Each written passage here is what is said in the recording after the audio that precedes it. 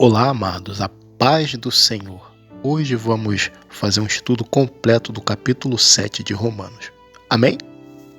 O Romanos 7 é um capítulo complexo e frequentemente mal interpretado, que descreve a luta interna de Paulo contra o pecado após a sua conversão.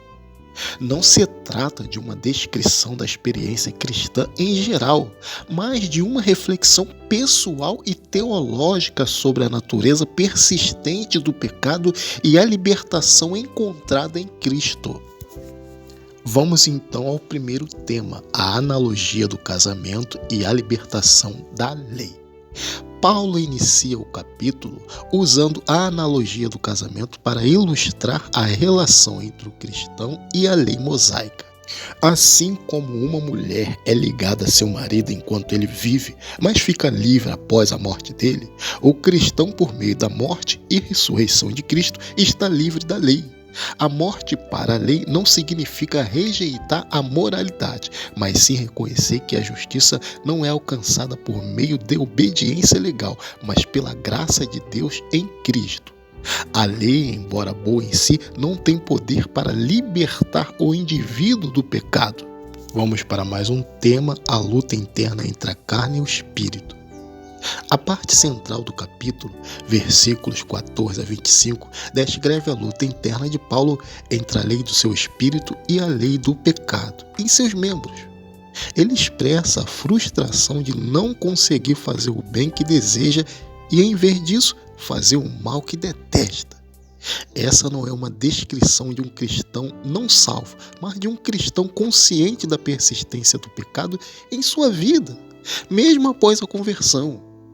A carne representa as inclinações pecaminosas, enquanto o espírito representa o desejo de obedecer a Deus.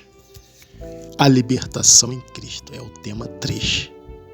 A conclusão do capítulo, versículo 25, oferece a solução para essa luta interna: a libertação em Cristo Jesus. Paulo reconhece sua própria incapacidade de vencer o pecado por si só e expressa a gratidão a Deus por meio de Cristo. A vitória sobre o pecado não é alcançada por esforço próprio, mas pela graça e poder de Deus que opera no cristão. A lei do Espírito não é uma lei moralista, mas a lei do amor de Deus que transforma o coração e capacita o cristão a viver uma vida agradável a Deus. Vamos agora então a interpretações e aplicações.